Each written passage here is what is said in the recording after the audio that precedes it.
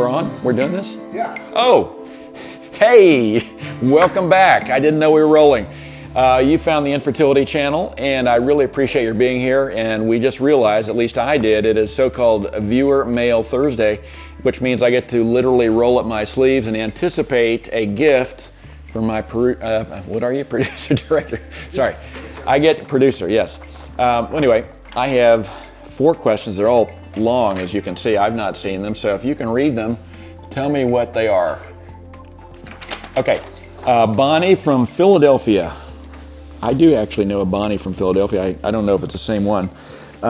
Okay, so Bonnie says, I've been doing a lot of research on the internet on infertility, and I'm finding it hard to know what to believe. Some of it is just so medical that I can't understand it, but other is contradictory and confusing. How do I know what is correct? Great question. An episode or so ago, I don't know if you saw it, Bonnie, but we talked about internet, really. We talked about the cdc.gov website. And on that particular episode, we talked about very reliable information. There were some links to that particular site that will help you find very good, reliable medical information. The 2 especially that I would direct you to, Bonnie, are the asrm.org website and the SART.org website. All right, next question. Nick and Gwen from Sausalito, that's a beautiful place, California, Sausalito, California. What is the best, least stressful way to go through infertility treatments? We have our first appointment next week. Our best friends went through 2 years of stress trying to conceive, and now they're expecting twins. We're really happy for them, but we're a little bit anxious to begin treatment ourselves. So what is the least stressful way to go through infertility treatments? I think that probably the least stressful way to go through is to, first of all, be in optimum physical health yourself. Make sure that you have set aside appropriate finances, and make sure that you've scheduled appropriate time away from work and usual social activities.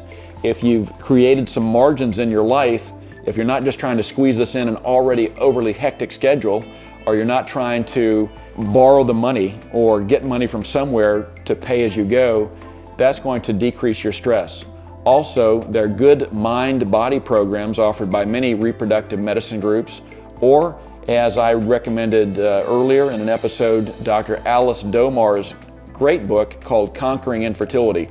All of those things will help. Now, other things that will help are regular aerobic exercise, daily exercise, and prenatal vitamins, and meditation, yoga, prayer, just taking time out. Get some time away from everything else and focus on what's important to you. All right, Lana from St. Louis, Missouri. My husband is usually a pretty reasonable guy, but he gets really aggressive and rude with our doctor. I can tell the doctor is trying to be patient with him, but I'm afraid he's going to say something and the doctor will stop seeing us. I've tried to talk to my husband about this, but he says, oh, that doctor's used to it. It's his job. He can take it. Do doctors ever stop seeing patients because of nasty husbands? Wow, wow, wow. Well, I could tell you some stories, and maybe I will someday. For whatever reason, I see what I call pit bull husbands all the time.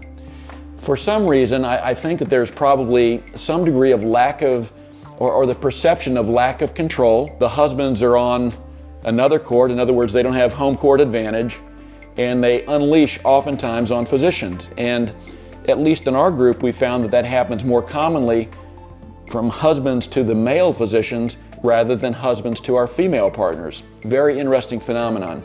But yes, that's a very regular occurrence. But do we stop seeing patients because of nasty husbands? No. Should we consider it sometimes? Absolutely yes. I have had literally, and I've talked about at least one of these, I've had 3 death threats through the years where husbands have literally threatened to kill me. So, and a lot less aggressive, but still a lot of nasty husbands out there. But for the most part, I mean, I have to put this all in perspective. For the most part, it's an infinitesimally small part of our practice where husbands are truly and chronically nasty. Oftentimes when they see that we're really trying to help and that we're placing no blame, then they settle down. One last note on that.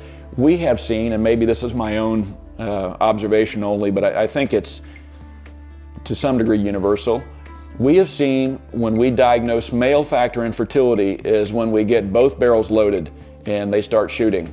When we find out that, hey, your sperm count is low, for some reason men's egos are oftentimes tied to their sperm parameter numbers, and when we say, hey, just don't have any or many sperm, all of a sudden these guys are ready to roll up their sleeves and start duking it out. Anyway, enough of that. I'm kind of editorializing. All right, Charlie from Birmingham, Alabama. My wife found your videos and has watched every single episode, and now she makes me watch them. Don't get me wrong, Doc, I think they're good. I've learned a lot about infertility from them, but good gracious, do all of your patients get so caught up in having a baby that they can't think of anything else? I love my wife, but she's driving me absolutely nuts. What can I do to help her get some balance? Well, Charlie, I think this goes back to Nick and Gwen's question from Sausalito. This can really be stressful. I'm sorry she's made you watch these videos. That's more than anybody should ever have to go through. That's worse than purgatory. But clearly you've survived them in order to write this note. Everybody has a different emotional set point, and you have to find the way, and you probably know better than anybody else in the world how to dial that thermostat. And I would ask that you help her get counseling if she is so needing, and also maybe suggest a pet or an exercise program or some of these things I suggested this couple from Sausalito. It is not uncommon for women who desperately want a baby to really focus in on this. It becomes the paramount objective of their entire lives, and it's difficult to change their focus, to get them back into balance. And this seems to happen as women feel or hear or see whatever the perception is, but that biological clock starts ticking louder and louder and louder, and it's difficult. So please try to understand that women are tied in more to the rhythms of their life than men are, and respect that and respect her, and you'll both get through this. Well, great questions today, really great, and look forward to seeing you back here next week or next Viewer Mail Thursday when I get to roll up my sleeves again. See you next week. Thank you. Be sure to share this video with your friends and subscribe to catch all new episodes each week here on the Infertility Channel. Plus, follow us on Facebook and Twitter. I love hearing from you. Comment below or tell me what you want to see on future episodes by sending me an email to comments@infertilitychannel.org. Until next week.